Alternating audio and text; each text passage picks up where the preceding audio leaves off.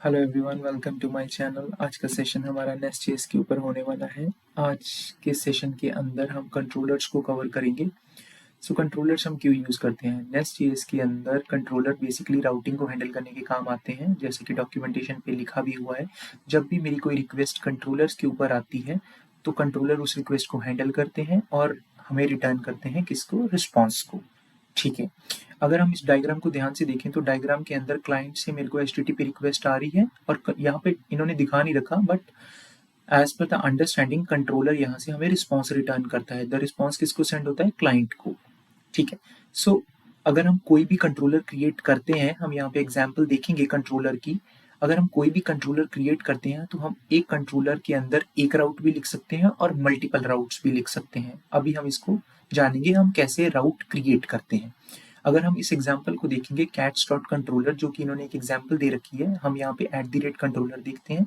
ये एक डेकोरेटर है जो हमें नेस्ट जेएस के अंदर जब हम कंट्रोलर को क्रिएट करते हैं तो हमें यहाँ पे ये डिक्लेयर करना पड़ता है, राइट? @ कंट्रोलर, इस कंट्रोलर के अंदर हमने कैट्स के स्ट्रिंग को पास कर दिया। तो इसका मतलब ये है कि जब भी हमारी कोई रिक्वेस्ट /कैट्स के थ्रू आएगी तो वो हमारी कैट कंट्रोलर उसको हैंडल करेगा, लिसन करेगा। अब जब भी हम कोई रिक्वेस्ट सेंड करते हैं तो उसके अंदर हम अपने रिक्वेस्ट मेथड को भी सेंड करते हैं। अगर हम कोई रिक्वेस्ट /कैट्स के थ्रू, मतलब कोई भी, जब मैं कोई रिक्वेस्ट सेंड करूंगा ब्राउजर से या पोस्टमैन से, अगर मैं यूआरएल यूज करता हूँ, लेट्स सपोज localhost:3000/cats, राइट, और उसमें रिक्वेस्ट मेथड यूज करता हूँ, तो रिक्वेस्ट मेथड यूज करता हूँ गेट। जैसे ही मैं ये करूंगा उस टाइम पे मेरा ये वाला हैंडलर कॉल हो जाएगा, क्योंकि नेस्ट जेएस देखेगा उसे रिक्वेस्ट कहाँ से आई है? /कैट से, और मेथड कौन सा यूज है? /get, which is a request method. यहाँ पे एग्जाम्पल में उन्होंने /get दे रखा है, बट आप @get, @post, delete, put कोई भी मेथड यूज कर सकते हो। अब कंट्रोलर को क्रिएट करने के दो तरीके हैं। पहला तरीका जो है वो है, अब राइट क्लिक करो, अपनी कंट्रोलर की फाइल को क्रिएट कर लो, cats.controller.ts, द नेम कुछ भी हो सकता है, ठीक है। दूसरा तरीका ये है कि आप नेस्ट जी कंट्रोलर और कंट्रोलर का नेम क्रिएट करो और CLI के थ्रू अपना कंट्रोलर क्रिएट कर लो, ठीक है। अब इन्होंने ये जो यहाँ पे स्पेसिफाई किया है, ये मैं मोटा मोटा ऐसे ही बता देता हूँ। यहाँ पे जब इन्होंने @ कंट्रोलर का डेकोरेटर यूज किया, यहाँ पे इन्होंने कैट्स को पास किया, तो कोई भी रिक्वेस्ट आएगी वो /कैट्स के थ्रू हैंडल होगी। बट अगर मैं इस रिक्वेस्ट मेथड के अंदर ये स्ट्रिंग पास कर दूं, जैसे ये कोट्स में मैंने ब्रीड पास कर दिया, तो अब ये फाइंड ऑल का जो मेरा हैंडलर है ये कैसे कॉल होगा? ये तभी लिसन करेगा, ये तभी कॉल होगा जब मेरी रिक्वेस्ट आएगी localhost:3000/cats/breed, तब ये पर्टिकुलर हैंडलर मेरा कॉल हो जाएगा। तो आप यहाँ पे भी इंटरनली जो रिक्वेस्ट मेथड होता है, रिक्वेस्ट मेथड के डेकोरेटर के अंदर भी आप स्ट्रिंग पास कर सकते हो, तो वो रिक्वेस्ट के यूआरएल का पार्ट बन जाता है। ठीक है, यहाँ तक क्लियर होगा आपको। और नेक्स्ट हम बात कर सकते हैं कि हम रिस्पॉन्स को कैसे रिटर्न करते हैं अपने कंट्रोलर के अंदर। कंट्रोलर से रिस्पॉन्स को रिटर्न करने के हमारे दो तरीके होते हैं। पहला हमारा क्या होता है, हम स्टैंडर्ड वे से रिटर्न कर सकते हैं, दूसरा हम लाइब्रेरी स्पेसिफिक रिटर्न कर सकते हैं। अब ये हमारा स्टैंडर्ड वे है। स्टैंडर्ड वे के अंदर अगर आप रिटर्न करते हो तो हमें कुछ नहीं करना, नेक्स्ट ऑटोमेटिकली हमारे लिए हमारा काम कर देगा। अब अगर आप स्ट्रिंग, बुलियन, नंबर कोई रिटर्न करते हो तो नेस्ट ऑटोमेटिकली उसको रिटर्न कर देता है। अगर आप कोई एरे ऑफ ऑब्जेक्ट करते हो तो नेस्ट की ये जिम्मेवारी है, वो उसको सीरियलाइज करके सेंड करेगा, हमारी ये कोई जिम्मेवारी नहीं है। दूसरा जो तरीका होता है, ये लाइब्रेरी स्पेसिफिक भी हम अपना रिस्पॉन्स सेंड कर सकते हैं। हमने पहले सेशन में ये बात करी थी कि nest under the hood express को यूज करता है। एक्सप्रेस एक एब्स्ट्रैक्शन लेयर की तरह यूज होता है। एक्सप्रेस की एपीआई एक्सपोज्ड है, उसके मेथड्स को हम यूज कर सकते हैं। अगर आप देखो यहाँ पे लाइब्रेरी स्पेसिफिक में हमने जो फाइंड ऑल में, यहाँ पे फाइंड ऑल में हमने कुछ भी पास नहीं किया था, हम सिंपली रिस्पॉन्स रिटर्न करते थे, ऐसे सिंपली रिटर्न करके। बट यहाँ पे क्या है, हम @response डेकोरेटर यूज कर सकते हैं। ये डेकोरेटर हम फर्दर एग्जाम्पल में देखेंगे कि हमें ये डेकोरेटर कहाँ से मिलता है। अभी के लिए अगर मैं बात करूँ तो @response डेकोरेटर जो हमें मिलेगा, अगर मैं जानूँ तो हमें नेस्ट.js कॉमन से मिलेगा, ठीक है। और यहाँ पे हमारे पास प्रिविलेज मिल जाती है कि हम रिस्पॉन्स ऑब्जेक्ट के अंदर कुछ भी सेट करके भेज दे, response.status200.send, ठीक है। यहाँ पे इन्होंने डॉक्यूमेंटेशन में एक वार्निंग दे रखी है। वार्निंग में आपको बताऊंगा कि अगर आप लाइब्रेरी स्पेसिफिक रिस्पॉन्स सेंड करते हैं, मतलब eight the rate response decorator आपने यूज कर लिया और उसके थ्रू रिस्पॉन्स सेंड करते हैं, तो उस केस में नेस्ट जीएस जो बाकी कॉमन मेथड्स को सपोर्ट करता है, लेट्स सपोज आप चाहते हो कि आप हेडर के डेकोरेटर को यूज करके कोई हेडर सेट करके मुझे रिस्पॉन्स में भेज दो, तो वो नहीं चलेंगे आपके, अगर आपने लाइब्रेरी स्पेसिफिक रिस्पॉन्स को रिटर्न किया है। हम फर्दर जब एग्जाम्पल करेंगे तो एग्जाम्पल में देखेंगे कि हम ये चीज कैसे अचीव कर सकते हैं। तो उसके लिए हमें क्या करना पड़ता है, जैसे डॉक्यूमेंटेशन में मेंशन है, हमें रिस्पॉन्स के साथ एक पास थ्रू कॉलन ट्रू करना पड़ता है। इससे क्या होता है कि हम लाइब्रेरी स्पेसिफिक रिस्पॉन्स भी यूज कर सकते हैं। मीन टू से मैं एक्सप्रेस का रिस्पॉन्स भी यूज कर सकता हूँ, जिसमें रिस्पॉन्स में मैं कुछ सेट करके भेज सकता हूँ। साथ में मैं डेकोरेटर ऐसे भी यूज कर सकता हूँ जो नेस्ट ने हमें out of the box provide किए हैं। अगर हम सिर्फ लाइब्रेरी स्पेसिफिक यूज करेंगे और ये वाला पास थ्रू कॉलन ट्रू नहीं पास करेंगे, तो हमारा नेस्ट जेएस उनको सही ढंग से हैंडल नहीं कर पाएगा। तो हम at the rate header, there are the other decorators और भी जो हमारे पास अवेलेबल है, वो सही से हैंडल नहीं हो पाएंगे। अब हम नीचे देखते हैं, ये हमारा इन्होंने सिंपली हमें बताया है कैट का कंट्रोलर क्रिएट किया है। ये वही चीज है जो हमने ऊपर भी देखी थी, बस इन्होंने यहाँ पे क्या कर दिया है, library specific request object use किया है। अब अगर आप देखोगे इसकी टाइप क्या है, इसकी टाइप हमें एक्सप्रेस से मिली है। हमने ऊपर भी अभी बात करी थी कि ये इंटरनली जो नेस्ट जेएस है वो उसकी उसके साथ वो एक्सप्रेस को यूज करता है एज एब्स्ट्रैक्शन लेयर, और एक्सप्रेस की एपीआई एक्सपोज्ड है जो नेस्ट के पास अवेलेबल है। दैट्स व्हाई हमने उसकी टाइप यूज करी है रिक्वेस्ट टाइप की। सो इस रिक्वेस्ट के अंदर हम कुछ भी सेट कर सकते हैं, ठीक है। तो ये मेरा, हमने ऑलरेडी डिफाइन कर दिया था, ये मेरा हैंडलर मेथड हो गया, ये मेरा डेकोरेटर मेथड हो गया, ये मेरा कंट्रोलर हो गया। किसी भी कंट्रोलर को बनाने के लिए इतनी इंफॉर्मेशन सफिशिएंट है हमारी। ओके, अब हम नेक्स्ट चलते हैं। ये इसने कुछ कुछ हमें मेथड दिया है, eight the rate request, request response, next, params. So params के थ्रू लेट्स सपोज अगर आपने कोई पैरम आपको यूआई से भेजना है, अगर हम बात करें local host colon 3000 slash user की आईडी, तो वो कैसे आप हैंडल करोगे, तो उस केस में एट द रेट पैरम के थ्रू आप कंट्रोलर के अंदर उसी यूजर आईडी को एक्सेस कर लोगे। बेसिकली अगर आपको डायनेमिक पैरम्स को एक्सेस करना है अपने कंट्रोलर के अंदर, एट द रेट बॉडी आपका बॉडी को हैंडल करने के काम आता है। मतलब अगर आपने पोस्ट कॉल मारी है, बॉडी के अंदर कुछ सेट करके भेजा है डेटा को, जैसे मैंने यूजर की डिटेल बॉडी के अंदर सेट करके भेज दिया, तो मुझे उस रिक्वेस्ट में से डेटा को लेना भी तो है ना, तो वो मैं बॉडी के थ्रू निकाल लूंगा, ठीक है। ऐसी एट द रेट क्वेरी है, एट द रेट हेडर है। मैंने ऊपर भी बताया था कि एट द रेट हेडर से एक डेकोरेटर है, राइट। अब ये जो मैंने अभी ऊपर एक्सप्लेन किया था कि पास थ्रू कॉलन ट्रू पास करना पड़ेगा हमें, कहाँ पे, इसके अंदर eight the rate request object है, या यहाँ पे अगर हमने बात करी थी ना, एट द रेट रिस्पॉन्स के अंदर उसने पास थ्रू कॉलन ट्रू पास कर दिया, अदरवाइज नेस्ट ब्रेक कर देगा। नेस्ट एक साथ दोनों को हैंडल नहीं कर पाएगा। मतलब अगर मुझे लाइब्रेरी स्पेसिफिक भी यूज करना है using eight the rate response decorator, और मुझे स्टैंडर्ड वे से भी, मतलब जो हमारे नेस्ट के स्टैंडर्ड मेथड्स हैं like eight the rate header kind of decorators हैं, उनको साथ में यूज करना है, तो मुझे पास थ्रू पास करना पड़ेगा। यही चीज इसने नीचे हमें बता भी रखी है। अब हम चलते हैं राउट वाइल्ड कार्ड। ये वाइल्ड कार्ड्स क्या होते हैं, वाइल्ड कार्ड के अंदर अगर आप देखोगे, जैसे मैंने एट द रेट गेट के अंदर A B star C D pass किया, तो ए बी यहाँ पे डी सी डी करके भी राउट बन जाएगा। ई बी स्टार के साथ आप कुछ भी रिप्लेस कर सकते हो। तो कोई भी रिक्वेस्ट जैसे आपको A B B C D slash slash A B B C D से आएगी, तो ये हैंडलर हैंडल कर लेगा। हमने एक चीज ऊपर मिस कर दी थी, रिसोर्सेज के अंदर इसने मैंने पहले भी बताया था, हम एक कंट्रोलर के अंदर मल्टीपल राउट्स को भी हैंडल कर सकते हैं। अब मल्टीपल राउट्स को कैसे हैंडल करना, मतलब हम यहाँ पे मल्टीपल रिक्वेस्ट मेथड क्रिएट कर सकते हैं। जैसे मेरा फर्स्ट रिक्वेस्ट मेथड है eight the rate post, second request method है मेरा एट द रेट गेट। अब कोई भी रिक्वेस्ट जब मेरी आएगी स्लैश कैट्स करके, यहाँ पे मैं पास कर दूंगा क्रिएट स्ट्रिंग के अंदर स्लैश कैट्स स्लैश क्रिएट होगा, तो मेरा ये मेथड कॉल हो जाएगा, मतलब मेरा क्रिएट हैंडलर कॉल होगा, जिसका एचटीटीपी रिक्वेस्ट मेथड होगा पोस्ट, ठीक है।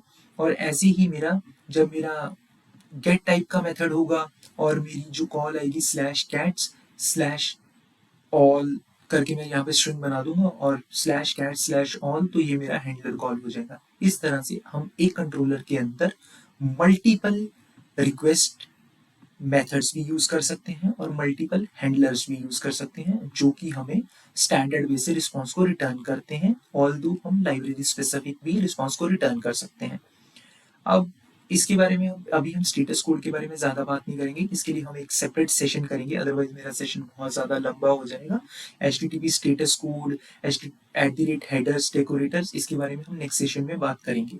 ठीक है, ये हेडर्स आ गए हैं, मैंने पहले भी बताया था @हेडर्स के अंदर हम अपना कैशे कंट्रोल नाम, आप कोई किसी भी तरह का हेडर सेट कर सकते हो। ठीक है, इसके बारे में अपनी मैं एक डिटेल वीडियो बनाऊंगा जिसके अंदर मैं इन सारे टॉपिक्स को कवर करूंगा। रीडायरेक्शंस भी होता है। अभी अब हम ज़्यादा डॉक्यूमेंटेशन का देख के पीओसी करते हैं, राइट। इसकी डेमो करते हैं। ठीक है, डेमो को स्टार्ट करते हैं। और भी हमारे बहुत सारे डेकोरेटर्स हैं जो कि यहाँ पे इन्होंने शो कर रखे हैं, जैसे @HTTP कोड हो गया, हेडर डेकोरेटर हो गया। ठीक है, उसके बाद में @रीडायरेक्ट हो गया, @क्वेरी हो गया। ठीक है, इन डेकोरेटर्स के बारे में हम नेक्स्ट सेशन के अंदर बात कर लेंगे, इनको डिटेल से एक्सप्लेन कर देंगे। अगर मैंने अभी इनको एक्सप्लेन किया तो ये सेशन बहुत लंबा हो जाएगा, क्योंकि अगर हमें एक डेमो करके भी अभी देखनी है। ये मैं ऑलरेडी एक्सप्लेन कर चुका हूँ। अगर आपने कोई भी पैरामीटर URL के अंदर डायनेमिक पैरामीटर सेंड किया, लेट्स सपोज localhost:3000/user/user ID, तो उस यूजर ID को आप एक्सेस कर सकते हो param.id के थ्रू। ठीक है, तो ये उसने वही एक्सप्लेन किया है, पैरम को रिसीव कर लो और रिटर्न कर दो। ठीक है, अब सब डोमेन राउटिंग को भी हम नेक्स्ट सेशन में कवर कर लेंगे। वो सारे ये सभी उसी सेशन का पार्ट कर देंगे। सब डोमेन राउटिंग क्या है, अगर मुझे किसी स्पेसिफिक होस्ट से रिक्वेस्ट आती है तभी मेरा ये राउट चले, तभी ये मेरा हैंडलर मेथड कॉल हो, ये सब हम अभी देखेंगे नेक्स्ट सेशन के अंदर। तो अभी जो मेरा प्राइमरली टारगेट है, हम एक एग्जाम्पल को कर लेते हैं। एग्जाम्पल करने से पहले मैं एक चीज़ और बताना चाहता हूँ। आप हैंडलर मेथड्स को असिंक्रोनस बना सकते हो और प्रॉमिस को रिटर्न कर सकते हो, देन नेस्ट खुद से उसको हैंडल कर लेगा। आप चाहो तो ऑब्जर्वेबल स्ट्रीम्स को भी रिटर्न कर सकते हो। So it's a very mean to say nest बहुत ही सही नेस्ट की इम्प्लीमेंटेशन है। हम कुछ भी कर सकते हैं, मतलब what ever you want you can do. मतलब उसके बाद में अगर मैं जो मेन एग्जाम्पल की बात करूँ तो मेन एग्जाम्पल के अंदर हम एक DTO क्रिएट करके भी देखेंगे। अगर आपको टाइपस्क्रिप्ट के बारे में, टाइपस्क्रिप्ट में अगर हम फ्रंट एंड एप्लीकेशन पे काम करते हैं या नोड या इन पे काम करते हैं, नेस्ट.js के ऊपर काम करते हैं, तो सभी ने टाइपस्क्रिप्ट के ऊपर काम कर ही रखा है। अगर नहीं भी कर रखा है तो it's easy to learn that. ठीक है, जैसे टाइपस्क्रिप्ट के अंदर हम अपने इंटरफेसेस वगैरह क्रिएट कर लेते थे, ऐसे ही नेस्ट के अंदर हम इंटरफेस भी क्रिएट कर सकते हैं और अपनी एक DTO क्लास भी क्रिएट कर सकते हैं। सो DTO is basically a data transfer object होता है।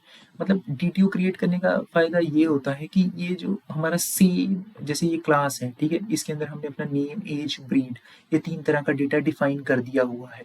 ठीक है, ये डिफाइन करता है how the data will be sent over the network, network के ऊपर हमारा डेटा कैसे ट्रेवल करेगा।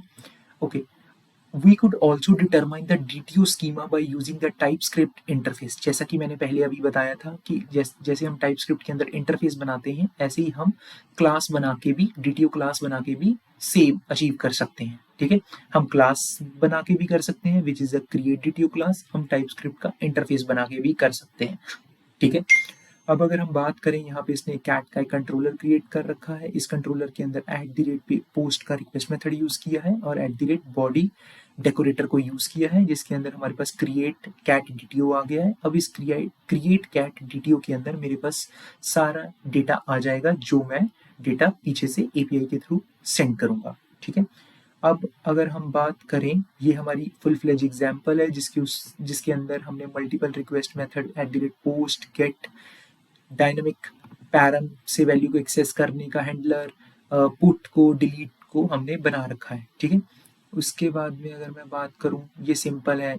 ये तो नेस्ट का मेन पार्ट है कि अगर आप कोई भी कंट्रोलर बनाते हो तो उस कंट्रोलर को आपको रजिस्टर करना पड़ता है, कहाँ पे, मॉड्यूल के अंदर डिफाइन करना पड़ता है।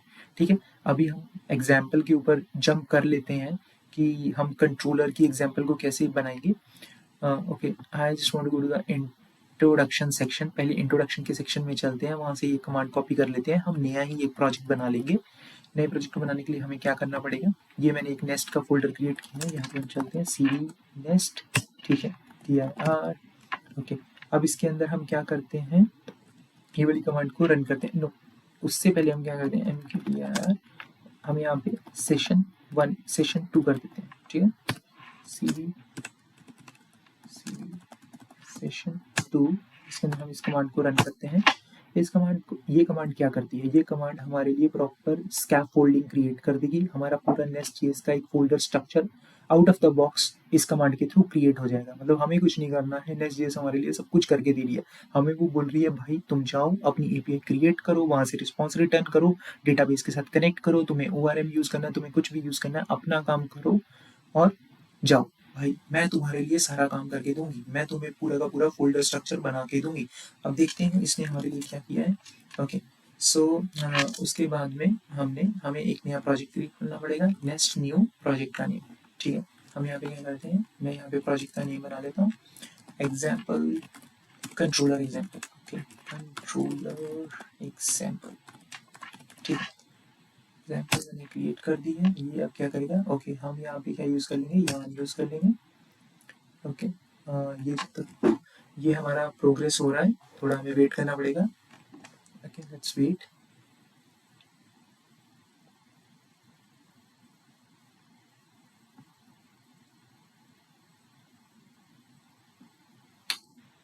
It's taking some time.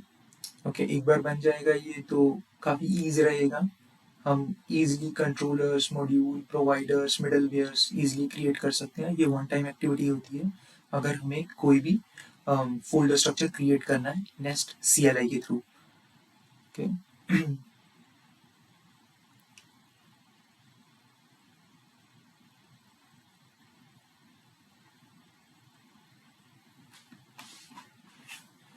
Meanwhile जब तक ये हो रहा है तब तक हम कंट्रोलर में वापस चले जाते हैं और यहाँ पे देखते हैं कि हमें जो कंट्रोलर को बनाना है, ठीक है। ओके ये मेरा कंट्रोलर का मेथड है, इसके अंदर इन्होंने कैट कंट्रोलर बना रखा है जिसके अंदर इन्होंने क्रिएट और फाइंड ऑल का एक मेथड बना रखा है। हम देखते हैं हमारा अभी ये हो गया है, अभी हमारी इंस्टॉलेशन इज इन प्रोग्रेस में ही है। ठीक है 2 मिनट वेट करनी पड़ेगी हमें। ओह चलो फाइनली डन हो गया है हमारा। अब हम dir करते हैं, ओके cd कंट्रोलर एग्जाम्पल के अंदर चलते हैं, dir करते हैं, ठीक है। इसने हमारी फोल्डर स्ट्रक्चर क्रिएट कर दी है। अब हम क्या करते हैं, कोड डॉट, ओके सो मेरा यहाँ पे yes I trust the authors, okay तो इसने क्या किया है मेरे लिए, मेरी फोल्डर स्ट्रक्चर को क्रिएट कर दिया है, ठीक है।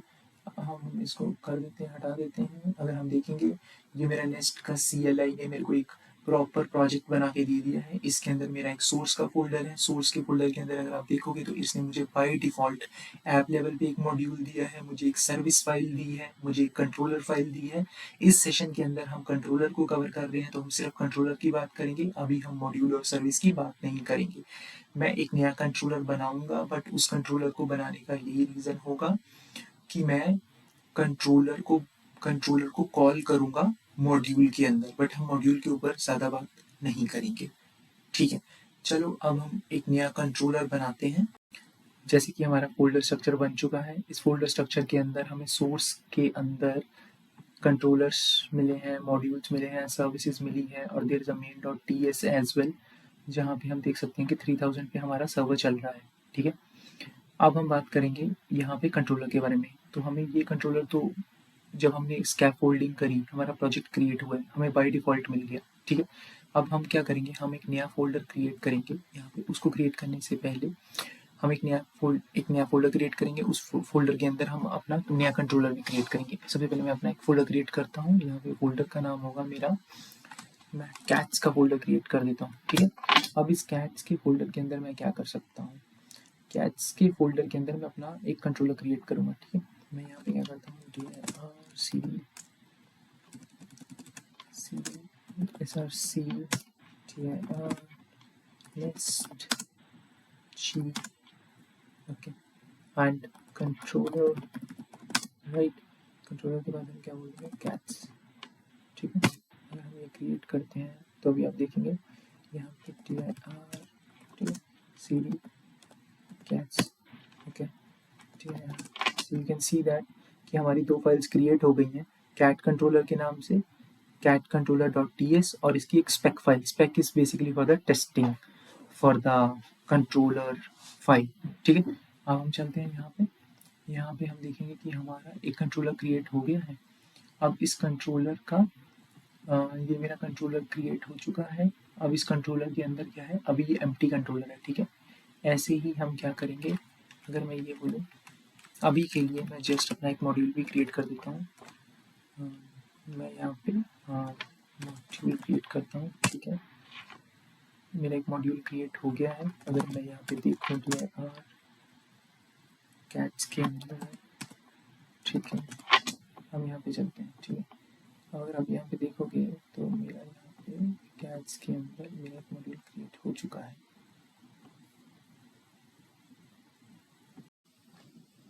तो हमारी कैट के कंट्रोलर क्रिएट हो चुका है, कंट्रोलर की स्पेक फाइल क्रिएट हो चुकी है। तो अब हम क्या करते हैं, एक मॉड्यूल भी क्रिएट कर लेते हैं। ठीक है, नेक्स्ट जी मॉड्यूल कैट्स। ठीक है, अब हमने अपना एक मॉड्यूल क्रिएट कर लिया है। अब हम इसको डायरेक्टली स्ट्रक्चर में सेव भी कर देते हैं। ठीक है, ठीक है, ओके, ठीक। तो हमारा कंट्रोलर है, स्पेक है, कंट्रोलर फाइल है, मॉड्यूल फाइल है। ठीक है, हम अभी इसको फुली एक्सप्लेन नहीं करेंगे, but just to register the module, जब भी हम कोई भी नया मॉड्यूल बनाते हैं, जब भी हम स्कैफोल्डिंग करते हैं, एक मॉड्यूल तो हमें क्या है ऐप लेवल पे मिलता है।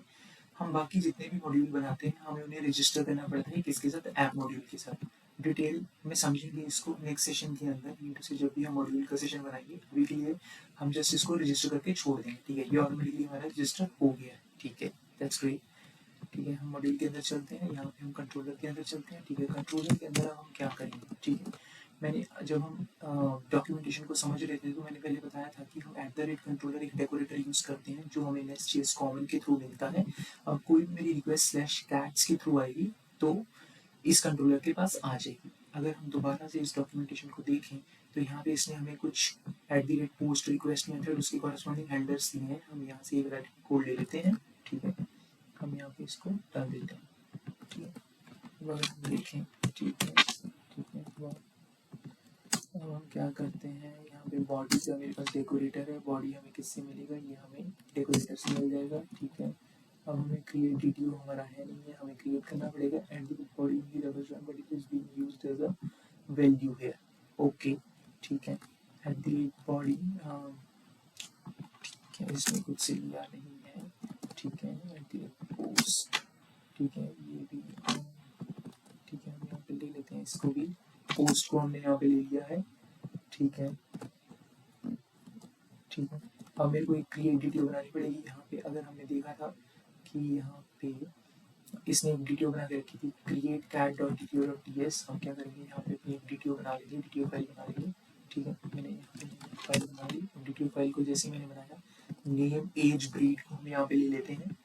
नेम एज ब्रीड हमने यहाँ पे डाल दिया। एक बेसिकली क्लास है जिसको हमने एक्सपोर्ट कर दिया है, जो एग्जैक्ट टाइप हमारी कैट कंट्रोलर के अंदर यूज हो जाएगी। मैं यहाँ पे देखूँ, ठीक है, तो यहाँ पे अगर आप देखोगे तो मेरा ये बन चुका है। अभी के लिए मेरी कुछ भी लिस्ट ऑल एंटिटीज नहीं है, हम @query सेशन में नहीं कर रहे, तो मैं यहाँ पे इसको रिमूव कर देता हूँ। ठीक है, अब @get हमें पता है, हमें नेक्स्ट कॉमन से मिल जाएगा, नेक्स्ट कॉमन से मिल जाएगा। @param भी हमें नेक्स्ट कॉमन से मिल जाएगा। ओके, अपडेटेड कैट डिटेल भी हम नहीं बनाएंगे क्योंकि हम अभी इसमें @put और डिलीट को कवर नहीं करते हैं। हम एक रिकॉर्ड को फाइंड करने का और क्रिएट करने का हम डेमो देख लेते हैं। ठीक है, अब क्रिएट डीक्यू है, यहाँ पे हम पहले कंसोल भी जाके देख लेंगे। ठीक है, मुझे डीक्यू में क्या मिलता है। ठीक है, यहाँ पे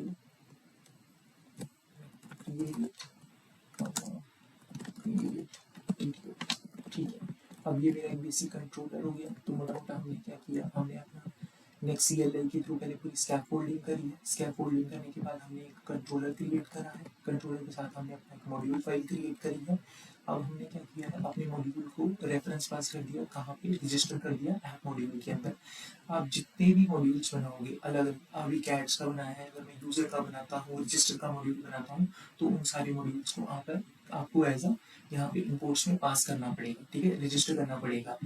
इसके ऊपर भी हम बात करेंगे। अब नेक्स्ट सेशन जब हम inversion of control IOC container पे बनाएंगे तो उसमें बताएंगे कि हमें ऐसा क्यों करना पड़ता है? जब भी हम कोई कंट्रोलर बनाते हैं, कोई सर्विसेज बनाते हैं, हम उसे क्यों इंपोर्ट करना पड़ता है? सर्विस को एट द रेट इंजेक्टेबल क्यों यूज़ करना पड़ता है? क्यों एज ए डिपेंडेंसी इंजेक्शन यहाँ पे काम करता है नेस्ट में आउट ऑफ द बॉक्स? इसको हम डिस्कस करेंगे, बट अभी के लिए हम कंट्रोलर पे जंप करते हैं। ठीक, अब हम क्या करते हैं यहाँ पे पहले पैकेज.json में अपनी कमांड देख लेते हैं।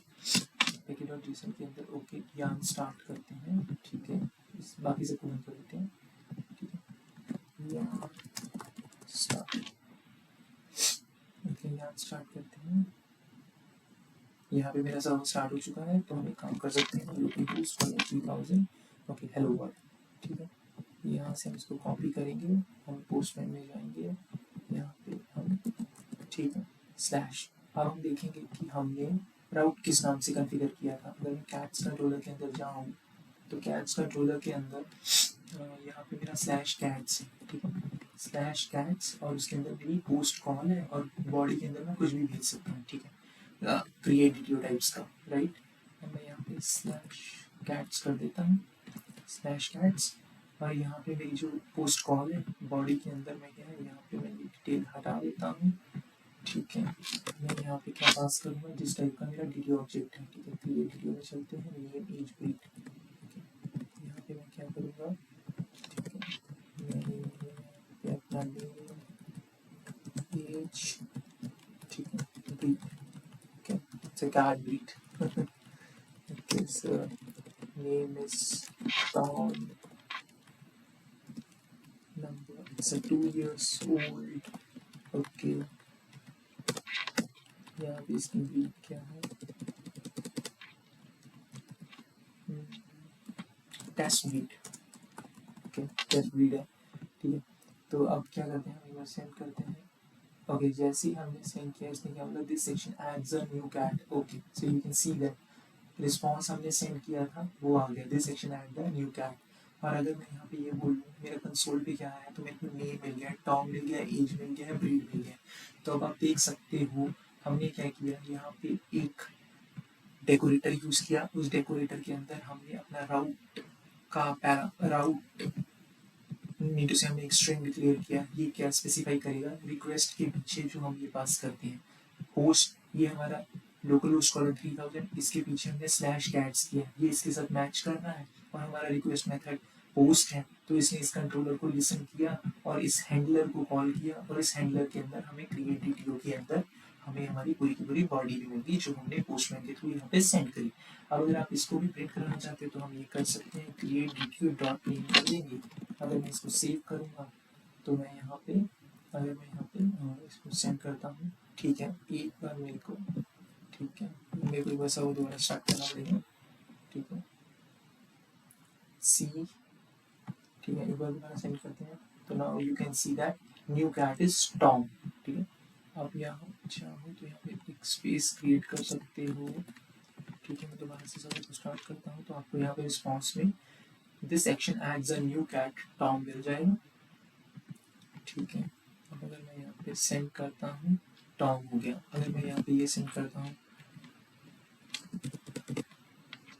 क्लैंसी, राइट, अगर मैं सेंड करता हूँ तो यहाँ पे क्लैंसी आ गया। तो ये आपने बेसिक एक हैंडलर देखा है जो पोस्ट, जिसका रिक्वेस्ट मेथड है, और स्लैश कैट्स हमारा राउट के यूआरएल में आएगा। अब हम ये भी पास कर सकते हैं। अब हम एक दूसरा राउट बना के देखते हैं जिसके अंदर हम क्या करेंगे, मैं इसको कॉपी कर लेता हूँ, यहाँ पे पास कर देता हूँ। अब इस कैट के अंदर हम क्या करेंगे, find one, this action returns, हम यहाँ पे एक आईडी पास करेंगे स्लैश 1234। ठीक है, इस कैट की आईडी क्या है, 1234 है, और यहाँ पे ये मेरी कौन सी कॉल होने वाली है, ये मेरी गेट कॉल होने वाली है। अब मैं यहाँ पे पैरामीटर पास करता हूँ और हम देखते हैं यहाँ पे हमें रिस्पॉन्स में क्या मिलता है। अगर आप देखोगे तो इसने क्या रिटर्न किया, this action returns hash 1234 cat. तो हम यहाँ से रिटर्न कर रहे हैं। तो मोटा मोटा अगर हम ये समझें कि हमने रिक्वेस्ट टाइप गेट को यूज़ किया है, हमने पीछे से एक डायनेमिक पैरामीटर अपना पैरम भेजा है, जिस पैरम को हमने एक्सेस किया है। तो हमने यहाँ पे दो एग्जांपल देखी हैं, पोस्ट के थ्रू हम कैसे अपने डेटा की हम पोस्ट कॉल मार के कैसे रिक्वेस्ट बॉडी को एक्सेस करेंगे और अपना फर्दर ऑपरेशन परफॉर्म करेंगे। अभी के लिए हम नॉर्मल डेटा को रिटर्न कर रहे हैं। इन फ्यूचर हम सेशन में देखेंगे कि कैसे हम डेटाबेस के साथ इंटरेक्ट कर सकते हैं, डेटाबेस में डेटा को सेव कर सकते हैं, कैसे फिर हम डेटाबेस से डेटा को ले सकते हैं। ठीक है, एक बार हम दोबारा डॉक्यूमेंटेशन के ऊपर जाते हैं। ये हमने डिस्कस कर लिया है, डीटीओ हमने डिस्कस कर लिया है, फर्दर ये सारे मेथड्स हैं हमने डिस्कस कर लिए हैं। ओके, मॉड्यूल के अंदर मैंने आपको बता दिया है कि जो हमारी मॉड्यूल फाइल बनती है उसके अंदर हमें अपने कंट्रोलर की एंट्री करनी पड़ती है। ठीक है, लाइब्रेरी स्पेसिफिक अप्रोच हमने पहले ही डिस्कस कर ली थी, जिसमें मैंने आपको बता दिया था कि आप @रिस्पॉन्स करके भी रिस्पॉन्स में डेटा को सेट करके फर्दर भेज सकते हो। ठीक है, इसको भी हम एग्जाम्पल में कर लेते हैं। ठीक है, तो लाइब्रेरी स्पेसिफिक अगर हमें रिस्पॉन्स को यूज़ करना है @ रिस्पॉन्स डेकोरेटर को, जो कि हमें नेस्ट JS कॉमन से मिला है, तो हम क्या कर सकते हैं, एक बार हम इसको यहाँ से ले लेते हैं @पोस्ट क्रिएट को। ठीक है, अपने कोड में चलते हैं, यहाँ पे जाके हम क्या करेंगे, सिंपली इसको पेस्ट कर देंगे।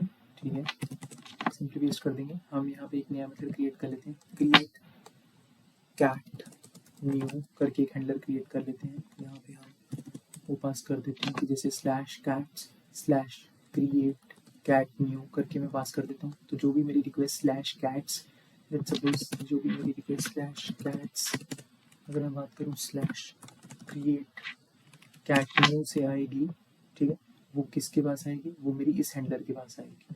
ठीक है, इसको रिमूव कर देते हैं। ठीक है, यहाँ से स्पेस को रिमूव कर देते हैं। ठीक है, HTTP स्टेटस हम कहाँ से मिलता है, नेस्ट कॉमन से मिल जाता है। ठीक है, हम ले लेते हैं जो भी मेरी रिक्वेस्ट अब जैसे क्रिएट कैट न्यू है, एक बार जो भी मेरी रिक्वेस्ट /cat/create कैट न्यू से आएगी वो इस हैंडलर के पास आएगी, और ये क्या रिटर्न करेगा, response dot status HTTP status dot created. HTTP status क्या है, हमें nest.js/common पैकेज से मिला है। ये डॉट क्रिएटेड से अभी हमें पोस्टमैन में पता लग जाएगा कि हमें इससे क्या मिल रहा है, एक बार चेक करते हैं। ठीक है, /cats पोस्टमैन पे चलते हैं, इसको यहाँ पे कॉपी करते हैं, एक नया बना लेते हैं। ठीक है, यहाँ से हम इस ऑब्जेक्ट को भी कॉपी कर लेते हैं, बॉडी के अंदर जाते हैं, यहाँ पे हम दिस पोस्ट रिक्वेस्ट, तो हम बॉडी के अंदर यहाँ पे रॉ करके इसको पेस्ट कर देते हैं। ठीक है, एक बार चेक कर लेते हैं कि हमारी पोस्ट ही है, राइट पोस्ट ही है।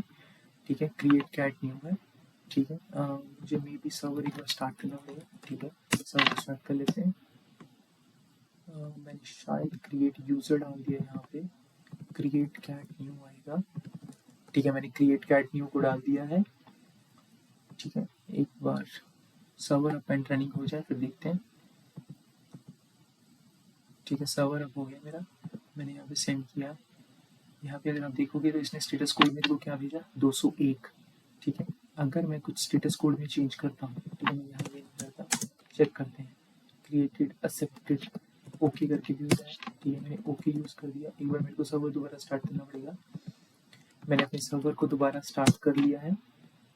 ठीक है, देखते हैं सर्वर स्टार्ट करने के बाद मेरे को रिस्पॉन्स में क्या होता है। अगर मैं यहाँ पे अभी सेंड करूँगा तो अगर आप देखोगे कि अब इसने मेरे को 200 भेज दिया है। ठीक है ना, पहले इसने मेरे को 201 भेजा था। अब हम थोड़ी सी मॉडिफिकेशन और करते हैं। ठीक है, अब मैं यहाँ पे क्या करता हूँ, कॉमा @बॉडी, मैं @बॉडी डेकोरेटर को यूज़ करूँगा। ठीक है, और यहाँ पे मैं क्रिएट डीटीओ टाइप का ही ले लूँगा। ठीक है, रिस्पॉन्स डॉट स्टेटस में हमने ये भेज दिया है। अब हम क्या करेंगे, रिस्पॉन्स डॉट क्या कर सकते हैं, रिस्पॉन्स डॉट सेंड में हम ये ऐसे भी करके भेज सकते हैं, राइट। और हम ये भी कर सकते हैं कि हम रिस्पॉन्स डॉट जेसन करें। ठीक है, और उसमें क्या करें, क्रिएट कैट डीटीओ को डायरेक्टली भेज दें। ठीक है, सो हम क्रिएट कैट डीटीओ को अब यहाँ से सेंड कर देंगे। ठीक है, अब एक बार पोस्टमैन के एक बार हम अपने सर्वर को स्टार्ट कर लेते हैं दोबारा से। ठीक है, वेट करते हैं सर्वर मेरा एक बार स्टार्ट हो जाए। ठीक है, सर्वर मेरा स्टार्ट हो चुका है। मैं पोस्टमैन पे जाता हूँ, मैं यहाँ पे रिक्वेस्ट सेंड करता हूँ। ठीक है, ये मेरा एम्प्टी ऑब्जेक्ट आ रहा है। ठीक है, एक बार देखते हैं कोड के अंदर। ठीक है, पोस्ट में क्रिएट कैट न्यू है, यहाँ पे मेरा रिस्पॉन्स है, यहाँ पे मेरी @बॉडी करके क्रिएट डीटीओ मैंने सही पास किया है, स्टेटस है जेसन है। ठीक है, एक बार पोस्टमैन को दोबारा चेक कर लेते हैं। ठीक है, ओके इट्स एम्प्टी। ठीक है, हमने यहाँ पे टेक्स्ट यूज़ किया, हमें यहाँ पे जेसन यूज़ करना पड़ेगा, application/json। So now I will hit send, so you can see that the response is coming with the 200 status. ठीक है, तो इस सेशन के अंदर हमने कंट्रोलर्स को थॉरली डॉक्यूमेंटेशन के अकॉर्डिंग हमने स्टेप बाय स्टेप डिस्कस किया है। इसमें हमने राउटिंग को डिस्कवर किया, हमने राउटिंग के बारे में डिस्कशन करी, हमने रिक्वेस्ट मेथड्स के बारे में डिस्कशन करी है, हमने कंट्रोलर डेकोरेटर्स के बारे में डिस्कशन करी है, डायनेमिक पैरम्स के बारे में डिस्कशन करी है, क्यों हम कंट्रोलर क्रिएट करते हैं, mean to say routing implement करने के लिए। So these all things that we have discussed in this session. अब हम नेक्स्ट सेशन के अंदर प्रोवाइडर सर्विसेज के बारे में, या जैसे मैंने पहले बताया था, हम हेडर्स के बारे में, क्वेरी के बारे में, रीडायरेक्ट यूआरएल के बारे में, इन चीज़ों के बारे में डिस्कस करेंगे। सो आगे के सेशन बहुत इंटरेस्टिंग होने वाले हैं। अगर आपको सेशन अच्छा लगा हो तो प्लीज़ सेशन को लाइक करिए और मेरे चैनल को सब्सक्राइब करिए। मैं नेक्स्ट वीडियो जल्दी ही नेक्स्ट.js के ऊपर डालूंगा, जो कि काफ़ी इन्फॉर्मेटिव होने वाली है। इसके अंदर हम डिटेल्ड डॉक्यूमेंटेशन को गो थ्रू करेंगे और डॉक्यूमेंटेशन वाइज ही हम टॉपिक्स को कवर करेंगे, ताकि हमारा कुछ भी कोई भी चीज़ रह ना जाए। इसलिए हम डॉक्यूमेंटेशन को फॉलो करते हुए विद एग्जाम्पल चीज़ों को फॉलो करेंगे। अगर आप चैनल को सब्सक्राइब करोगे तो आपको नोटिफिकेशन आ जाएगी मेरे चैनल के अंदर की नेक्स्ट वीडियो पोस्ट हो गई है। अगर आपको लगता है कि वीडियो इन्फॉर्मेटिव है, अच्छी है, तो please please to like it and subscribe my channel. And हम कमेंट्स पे बात कर सकते हैं। अगर आपको कोई भी प्रॉब्लम होती है एनएससीएस के स्पेसिफिक, आप अपनी कमेंट्स डालिए, मैं ट्राई करूँगा उन प्रॉब्लम्स को सॉल्व करने की, और आगे भी अच्छी से अच्छी वीडियो कोशिश करूँगा कि मैं लेकर आऊँ जो कंटेंट आपके लिए हेल्पफुल हो। मिलते हैं नेक्स्ट सेशन के अंदर। Thank you.